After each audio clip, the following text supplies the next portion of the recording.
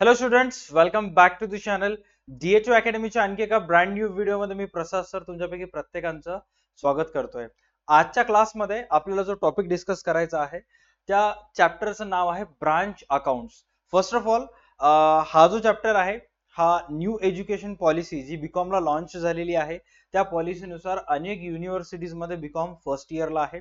Side by side अनेक universities मध्ये हा चॅप्टर बीकॉम मध्ये थर्ड इयरला सुद्धा आहे. काही काही युनिव्हर्सिटीज मध्ये हा मॅनेजमेंट अकाउंटचा पार्ट आहे, तर काही काही युनिव्हर्सिटीज मध्ये हा ऍडव्हान्स अकाउंटचा पार्ट आहे.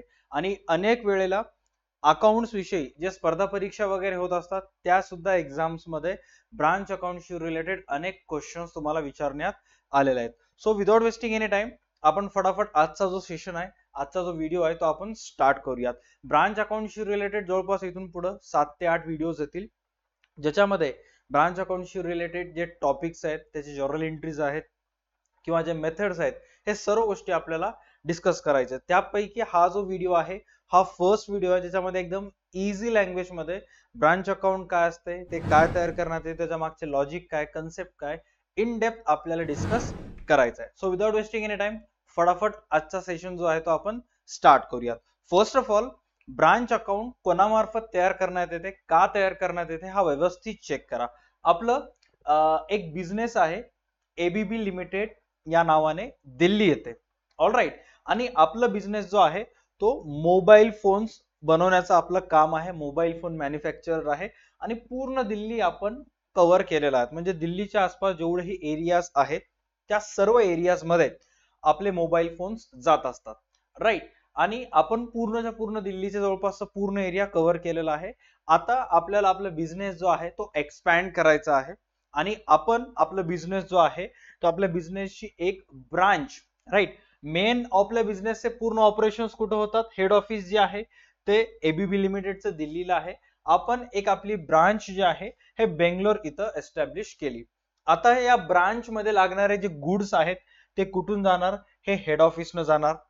राईट. त्याचबरोबर आपल्या ब्रांच थ्रू जे पण बेंगलोर ब्रांचचे म्हणजे हेड ऑफिस थ्रू जे बेंगलोर ब्रांच मध्ये काम करणारे वर्कर्स आहेत, तिथे जे इलेक्ट्रिसिटीचं तिथलं बिल असेल किंवा तिथल्या बेंगलोर ब्रांचचं जे रेंट वगैरे असेल ते पूर्णपणे पेड करण्याची जबाबदारी कोणाची असते, हेड ऑफिसची असते. राईट. म्हणजेच हेड ऑफिस काय करणार, गुड्स ट्रान्सफर करणार, त्याचबरोबर तिथले जे एक्सपेन्सेस असतात ते सुद्धा पेड करणार. आता बेंगलोर ब्रांचची रिस्पॉन्सिबिलिटीज काय आहे की हेड ऑफिस थ्रू जे पण गुड्स आलेले आहेत, right, head office through goods जे आलेले आहेत हे बेंगलोरच्या ठिकाणी ते विकणार.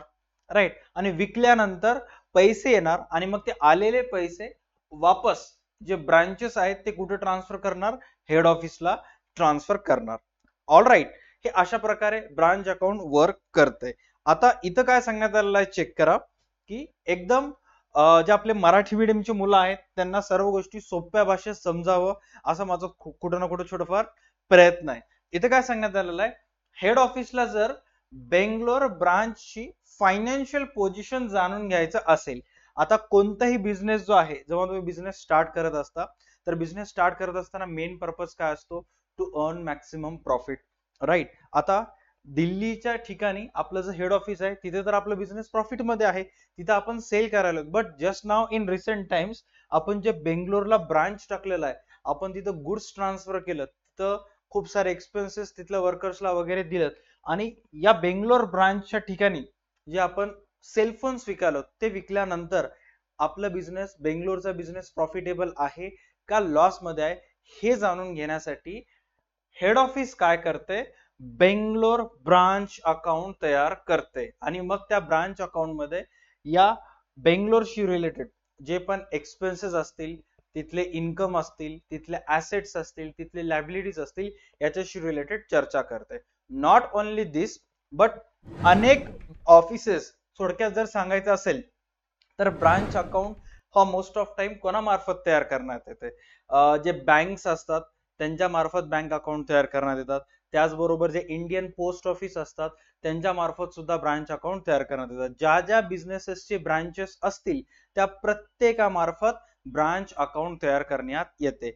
अनेक वेळेला स्टुडंटचा गैरसमज होते की ब्रांच अकाउंट्स म्हणजे ते त्यांच्या डोळ्यापुढे आणतात की सर आमच्या घराजवळ ना येवले अमृत तुल्यची शाखा आहे, ब्रांच आहे, बट ते फ्रँचायझी बिझनेस मध्ये झालं.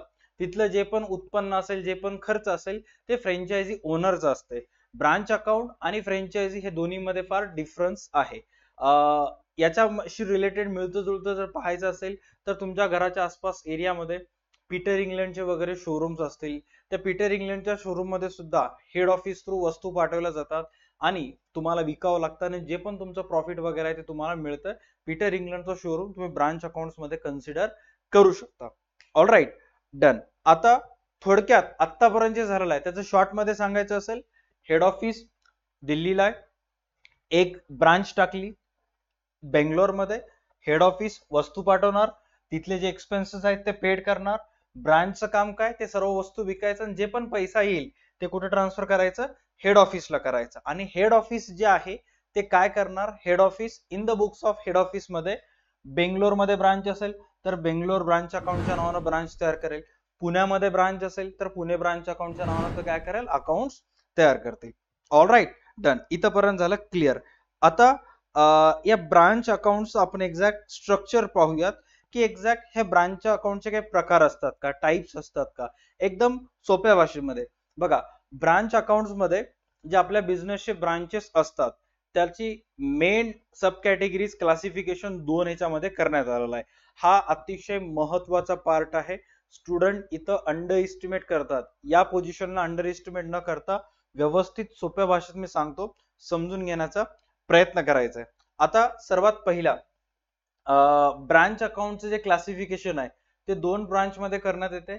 एक आहे डोमेस्टिक ब्रांच आणि एक आहे फॉरेन ब्रांच. आता डोमेस्टिक ब्रांच आणि फॉरेन ब्रांच शब्दशः तर तुम्हाला अर्थ कळाला असेल.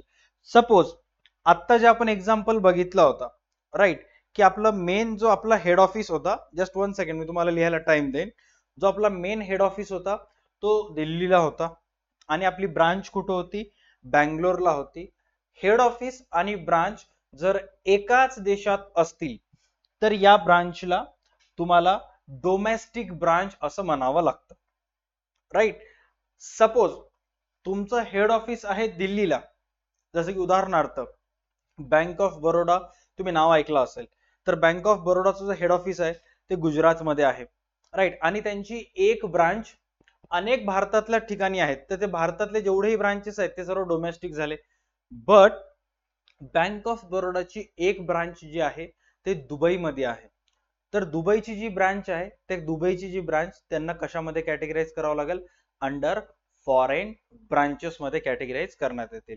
आता difference between domestic branch and foreign branch सोपं सांगायचं असेल, हेड ऑफिस आणि ब्रांच जर एकाच देशात असतील तर त्या ब्रांचला डोमेस्टिक ब्रांच असं म्हणतात.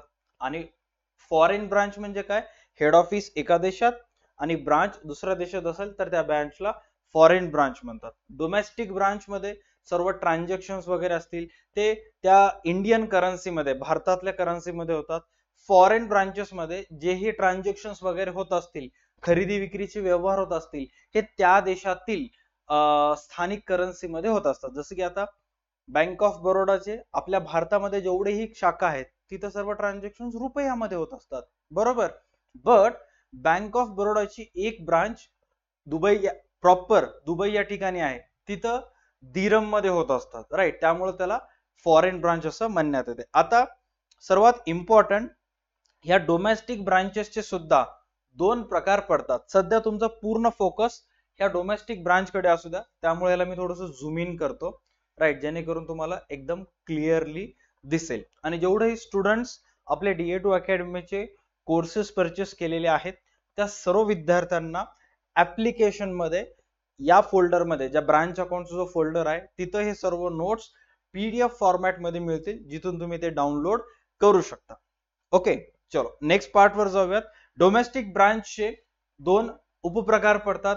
एक असते डिपेंडंट ब्रांच आणि एक असते इंडिपेंडंट ब्रांच. आता डिपेंडंट ब्रांच म्हणजेच काय, की जे डोमेस्टिक ब्रांचेस असतात, म्हणजे आता डोमेस्टिक ब्रांचेस म्हणजे तुमच्या माइंड मध्ये क्लिअर कट आणा की बाबा हेड ऑफिस पण भारतामध्येच आहे आणि ब्रांच पण भारतामध्येच आहे. All right. याचे दोन प्रकार पडतात. एक डिपेंडंट, डिपेंडंट म्हणजेच काय, पूर्णपणे अवलंबून, राईट.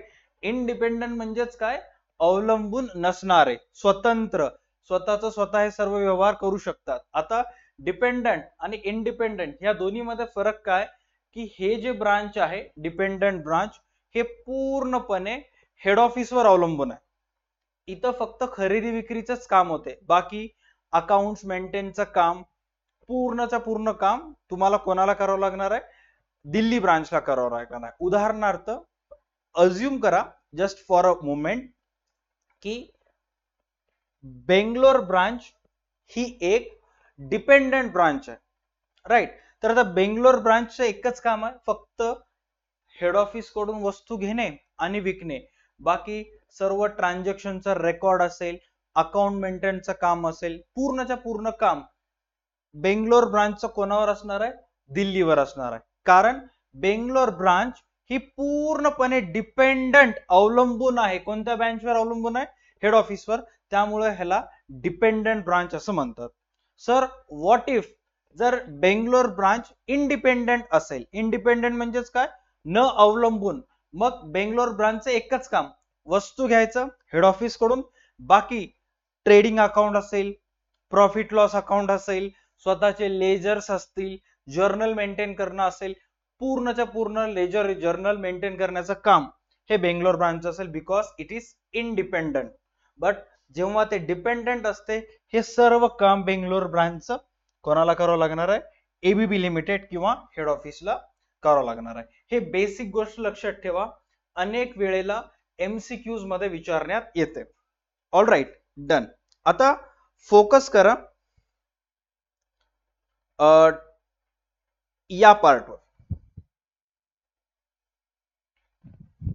राईट. आता फॉरेन ब्रांच बद्दल आपण डिस्कशन केला होता. फॉरेन ब्रांच म्हणजेच काय, की बाबा हेड ऑफिस भारतामध्ये आहे आणि एक ब्रांच त्याची बाहेर देशामध्ये आहे. तर आता फॉरेन ब्रांच मध्ये आणि इंडिपेंडंट ब्रांच मध्ये सिमिलॅरिटी एक आहे, की दोन्हीचेही प्रॉपर अकाउंट मेंटेन करायचं काम, जसे की जर्नल, लेजर, ट्रायल बॅलन्स किंवा फायनल अकाउंट असतील, राईट.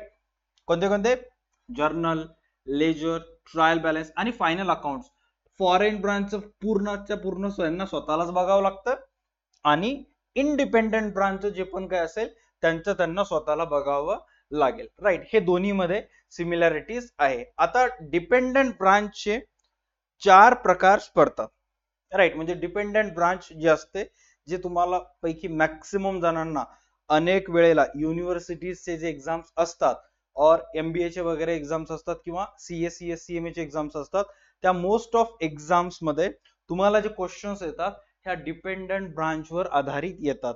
सर आपल्या कोर्सेस मध्ये इंडिपेंडंट आणि फॉरेन ब्रांच विषयी शिकवलं जाईल का? डेफिनेटली एक एक दोन दोन प्रॉब्लेम्स किंवा त्याच्याशी रिलेटेड माहिती आपण डिस्कशन करूयात. All right.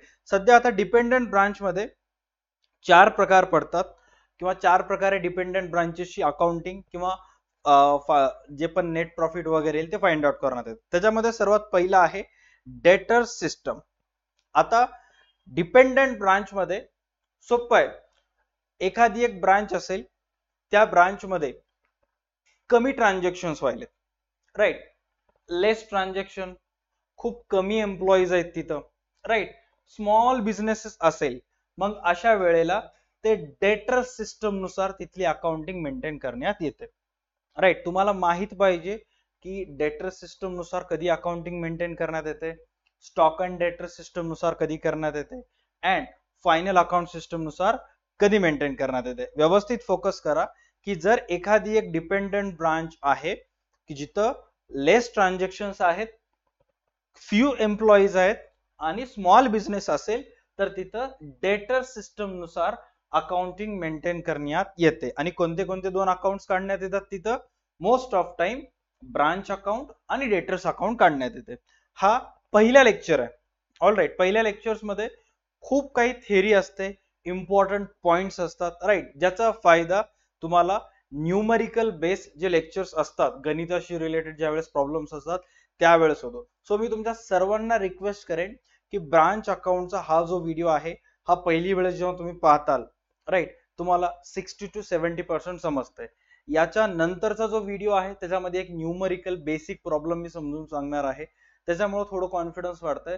वापस तिसरा टाइम बघत असताना हाच व्हिडिओ सुरुवातीपासून बघा, त्याच्यामुळे अनेक गोष्टी क्लिअर होत असतात. राईट, अकाउंट्स मध्ये थेरी दोन वेळेस समजते. राईट, सर्वात पहिला फर्स्ट टाइम जेव्हा सर शिकवत असतात त्यावेळेस, त्याच्यानंतर जेव्हा तुम्ही न्यूमरिकल 3-4 प्रॉब्लेम करता आणि वापस थेरीकडे येता तेव्हा जे राहिलेले डॉट्स आहेत ते ऑटोमॅटिक कनेक्ट होतात. अच्छा, हा सरांनी हा पॉइंट मध्ये जो सांगितला होता तो आपण त्या गणितामध्ये केला, अशा प्रकारे. ओके, चलो. मी तुम्हाला काय सांगितलं होतं, डेटर सिस्टम नुसार कधी अकाउंटिंग मेंटेन करण्यात येते, जेव्हा कमी ट्रान्झॅक्शन, फ्यू एम्प्लॉईज आणि छोटा बिझनेस असेल. सर मग स्टॉक अँड डेटर सिस्टम नुसार कधी अकाउंटिंग मेंटेन करण्यात येते, जेव्हा तुमच्या ब्रांच मध्ये नंबर ऑफ ट्रान्झॅक्शन्स जास्त असतात, मोठ्या प्रमाणावर ट्रान्झॅक्शन्स असतात.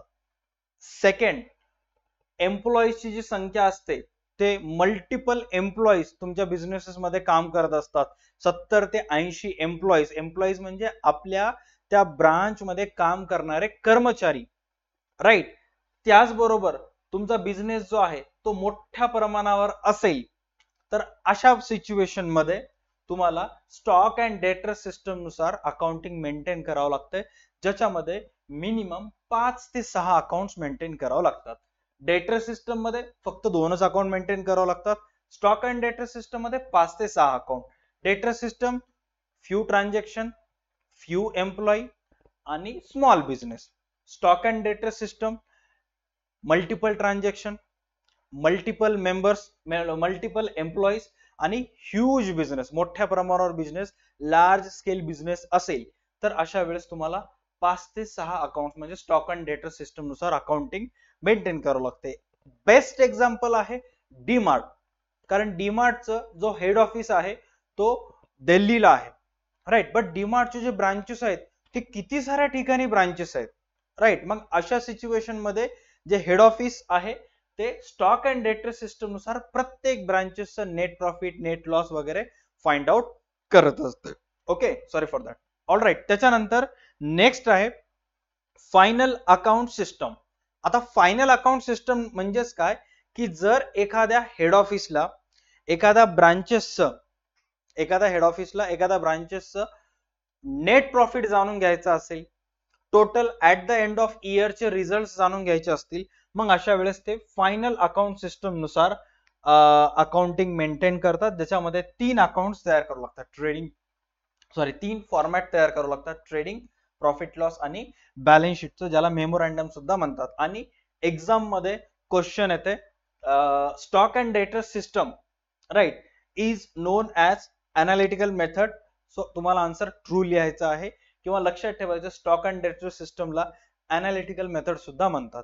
किंवा प्रॉब्लेम तुम्हाला देण्यात येतो, क्वेश्चन देण्यात येतो आणि prepare the necessary ledger accounts as per analytical method असं म्हणतात. आता ज्यांना नाव माहित नाही ते काहीतरी वेगळीच मेथड करून ठेवतात, बट ज्यांना माहित आहे की बाबा अनालिटिकल मेथड आणि स्टॉक अँड डेटर सिस्टम एकच आहे ते बरोबर करत असतात. राईट, त्याच्यानंतर नेक्स्ट आहे होलसेल प्राइस सिस्टम. फोर्थ मेथडचं नाव डिपेंडंट ब्रांच, त्याच्यामध्ये 4 प्रकारे अकाउंटिंग करण्यात येते. फोर्थ सिस्टम किंवा फोर्थ मेथडचं नाव आहे होलसेल प्राइस सिस्टम और होलसेल ब्रांच मेथड. आता याच्यामध्ये एक्झॅक्ट काय करण्यात येते व्यवस्थित फोकस करा. अनेक स्टुडंटला माहित नसते की बाबा होलसेल प्राइस सिस्टम किंवा होलसेल ब्रांच मेथड याच्यामध्ये काय होते, हे एवढंच लक्षात ठेवायचं. राईट, याच्यामध्ये हेड ऑफिस जे आहे ते ब्रांचेसला होलसेल प्राइसनं वस्तू विकते. हेड ऑफिस ब्रांचेसला होलसेल प्राइसनं वस्तू विकते आणि हेच वस्तू ब्रांचेस जे आहेत ते कस्टमरला रिटेल प्राइसनं विकतात.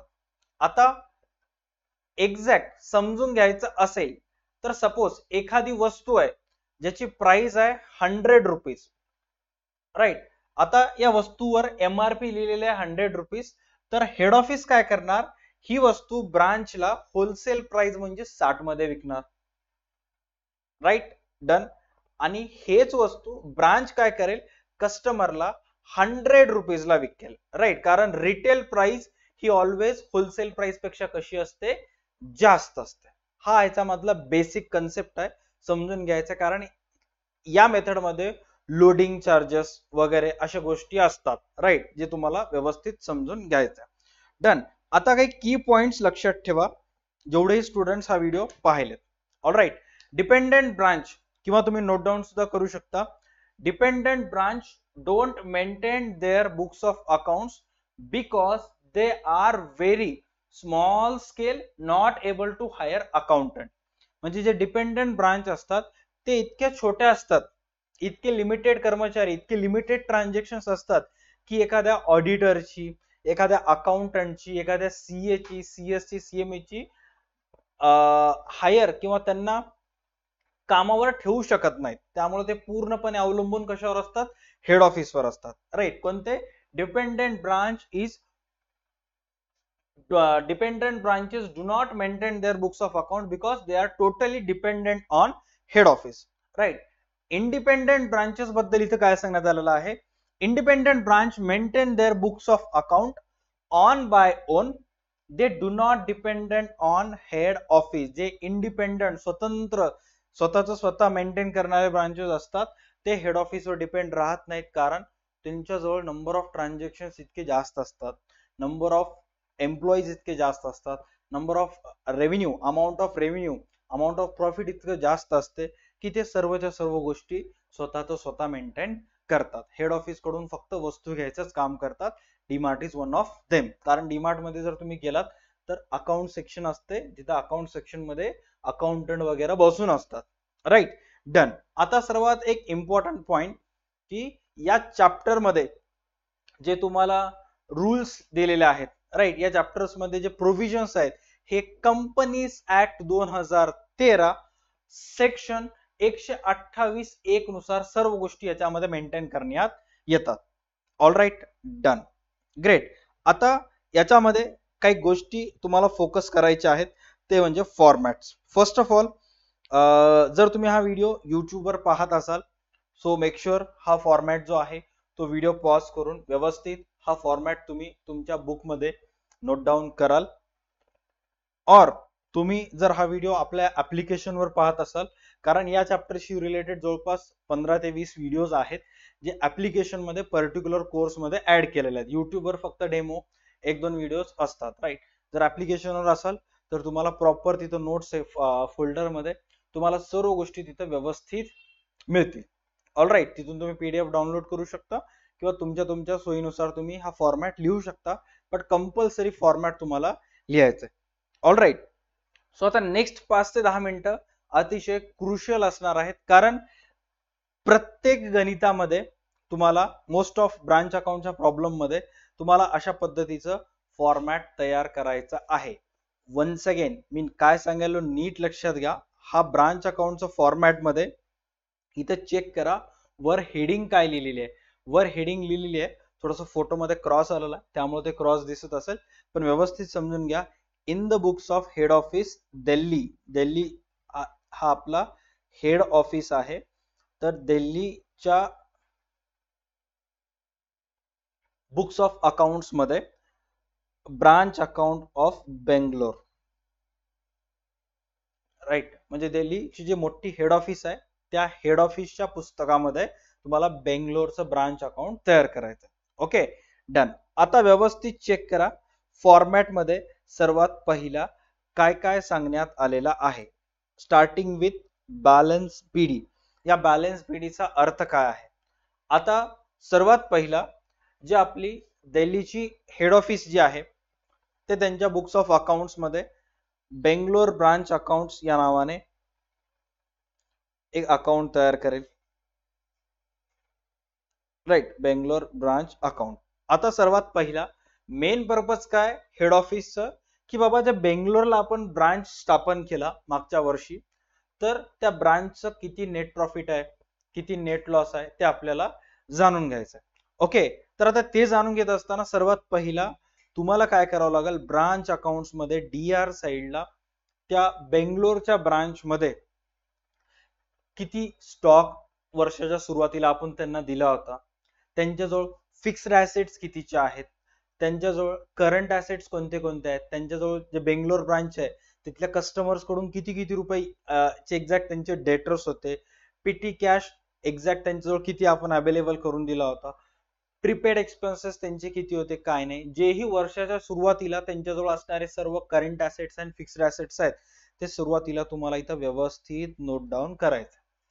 राईट, हा पहिला पॉइंट. दुसरा पॉइंट, जसं बिझनेसला ऍसेट्स असतात त्याच बिझनेसला काय असतात, लॅबिलिटीज असतात.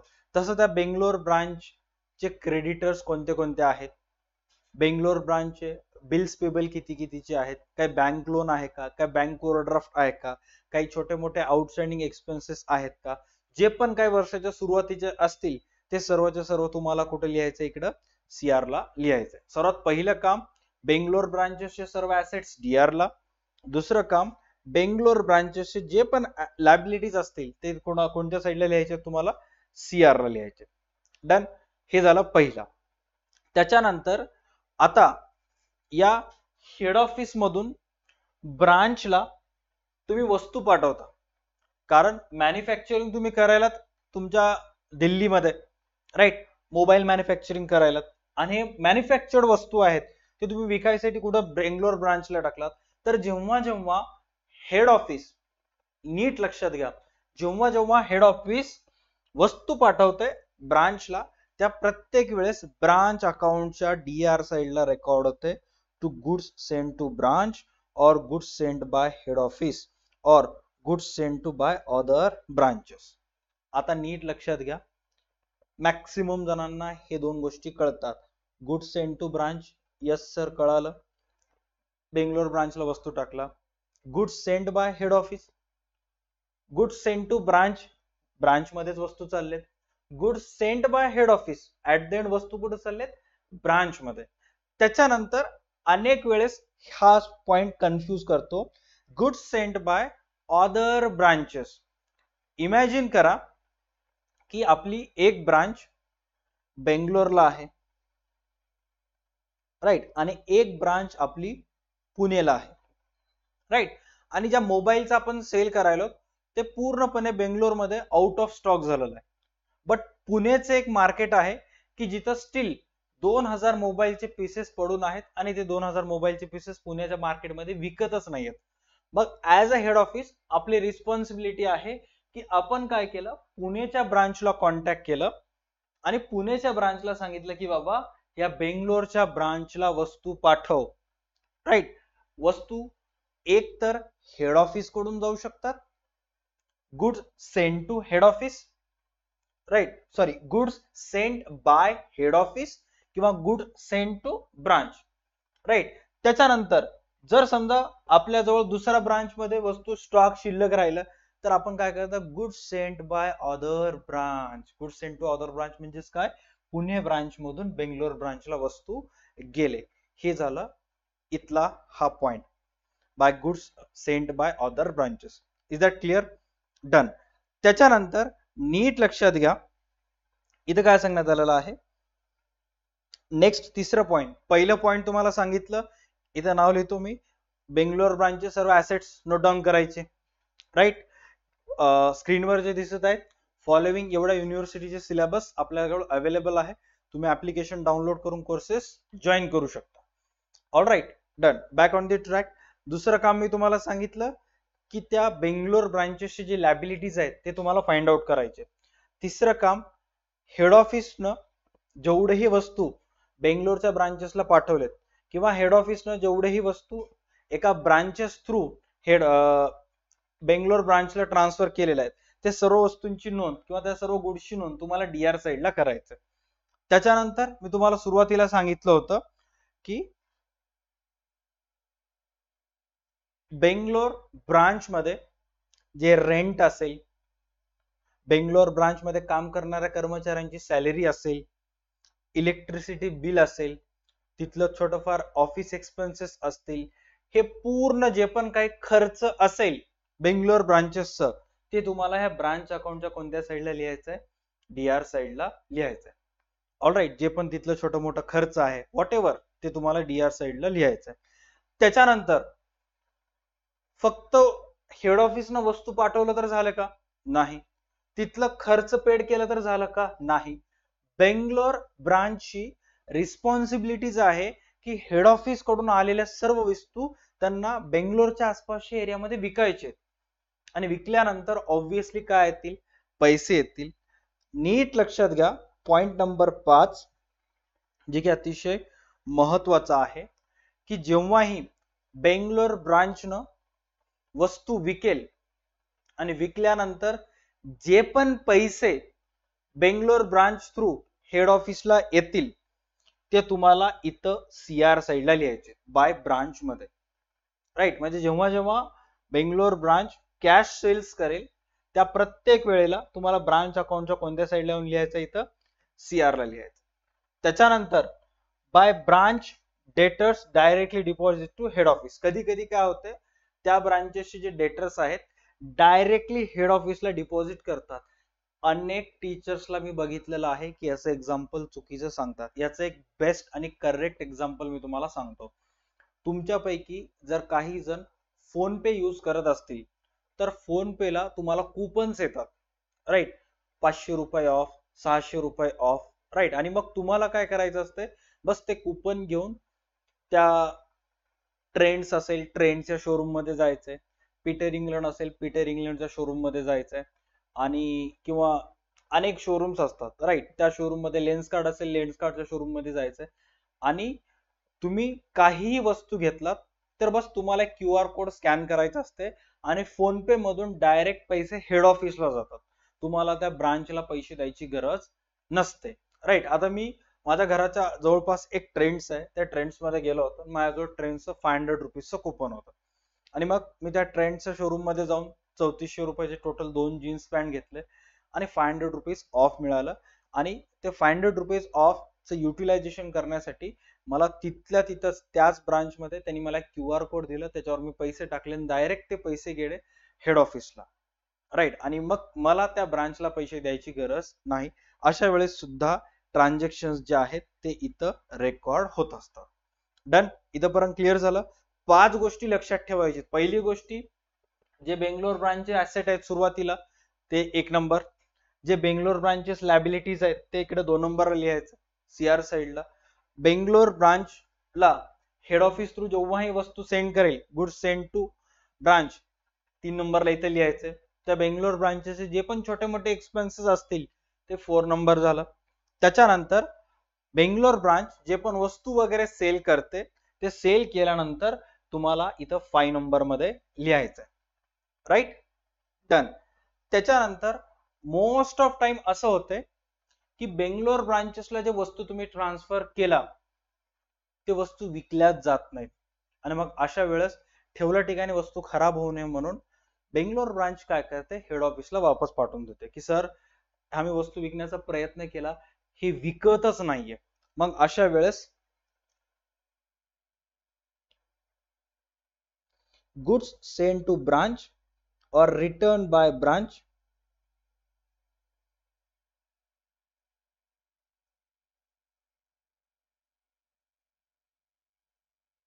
इथे. राईट. जेव्हा जेव्हा बेंगलोर ब्रांचनं हेड ऑफिसला वस्तू पाठवून देते ते सर्व नोंदी तुम्हाला इथं सीआर साईडला करायचे. ब्रांच अकाउंटच्या कोणत्या साईडला? सीआर साईडला. डन. हे 6 गोष्टी लक्षात ठेवला. त्याच्यानंतर 2च गोष्टी आता राहिलेल्या आहेत. त्यातली नेक्स्ट आहे गोष्ट नंबर 7, ते म्हणजे closing balances of assets. Closing balances of assets म्हणजे काय? सुरुवातीला तुम्ही इथं काय लिहिला की बेंगलोर ब्रांच जवळ सुरुवातीला current asset, fixed asset, cash किती होतं काय नाही ते सुरुवातीचे तुम्ही इथे 1 नंबरला लिहिला. आता वर्षाच्या शेवटी ते ऍसेट्स किती आहेत, स्टॉक सुरुवातीला किती होतं ते डीआर ला लिहायचंय.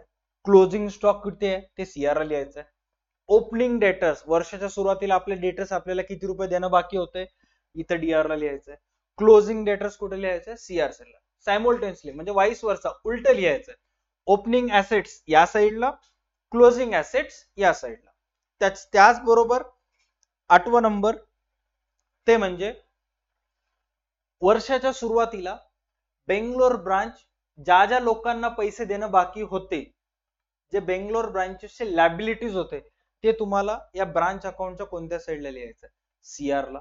आणि शेवटी जे लायबिलिटीज आहे ते तुम्हाला कुठे लिहायचं आहे, डीआर ला. Opening assets DR, closing assets CR, opening liabilities CR आणि क्लोजिंग लायबिलिटीज डीआर. आणि सर्वात इम्पॉर्टंट की हे जे ब्रांच अकाउंट आहे हा एक नॉमिनल अकाउंट आहे. नॉमिनल अकाउंट म्हणजेच काय, debit all expenses and losses, credit all income and gains. आता सर्व डीआर चे पोस्टिंग डीआर ला, सीआर चे पोस्टिंग सीआर ला केला आणि जर समजा सीआर बाजू जास्त आली तर समजायचं की आपली बेंगलोर ब्रांच प्रॉफिट मध्ये आहे. आणि समजा डीआर बाजू जास्त आली तर समजायचं की बाबा बेंगलोर ब्रांच आपली लॉस मध्ये चालू आहे. राईट. हेच सर्व गोष्टी जाणून घेण्यासाठी हेड ऑफिस जे आहे ते ब्रांच अकाउंट तयार करते एका dependent branch. All right, done. I hope या व्हिडिओमध्ये जे बेसिक गोष्टी मी तुम्हाला सांगितलं ते सर्व गोष्टी तुमचे क्लिअर झाले असतील. प्रॉमिस करायचंय हा व्हिडिओ तुम्हाला 2 वेळेस पाहायचा आहे. कधी कधी पाहायचा आहे, नंबर फर्स्ट जेव्हा आता तुम्ही बघितलात, याच्यानंतर याच्या नेक्स्ट व्हिडिओमध्ये मी तुम्हाला ह्याच्याशी रिलेटेड सर्व एक न्यूमरिकल प्रॉब्लेम सांगेल, एकदम सोपं न्यूमरिकल प्रॉब्लेम सांगेल. तो प्रॉब्लेम झाल्यानंतर वापस हा व्हिडिओ येऊन बघायचा आहे, सर्व तुमचे कन्सेप्ट क्लिअर झाले असतील. राईट. पहिला व्हिडिओ थेरीचा, दुसरा व्हिडिओ असेल एक न्यूमरिकल प्रॉब्लेमचा, तिसरा व्हिडिओ असेल जे कॉम्पिटिटिव्ह एक्झामची मुलं तयारी करायला त्यांच्यासाठी या चॅप्टर वरील टॉप 15 MCQs. आणि मग त्याच्यानंतर आपण एक मेथड आपण सॉल्व्ह करत जाऊयात. युट्यूबवर फक्त 2 ते 3 बेसिक व्हिडिओज येतील, बाकी सर्व आपल्या ऍप्लिकेशनवर मल्टिपल युनिव्हर्सिटीचे कोर्सेस आहेत. तुम्ही महाराष्ट्रातल्या कोणत्याही युनिव्हर्सिटीज मध्ये असा, त्या प्रत्येक युनिव्हर्सिटीचे सिलेबस न्यू एज्युकेशन पॉलिसीनुसार आपल्या DA2 अकॅडमीच्या ऍप्लिकेशनवर लॉन्च झालेले आहेत. बीकॉम असेल, बॅफ असेल किंवा BBA असेल. All right, done. सो आजच्या ह्या व्हिडिओसाठी एवढंच. आय होप तुम्हाला व्हिडिओ आवडला असेल तर व्हिडिओला नक्की लाईक करायचं आहे. त्याचबरोबर जेही तुमचे डाऊट्स असतील ते डाऊट्स कमेंट सेक्शन मध्ये कमेंट करायचं. All right, thank you so much. भेटूयात पुढच्या सेशन मध्ये. तोपर्यंत पाहत राहा तुमचा आवडता युट्यूब चॅनल DA2 अकॅडमी. चला bye, take care and stay connected.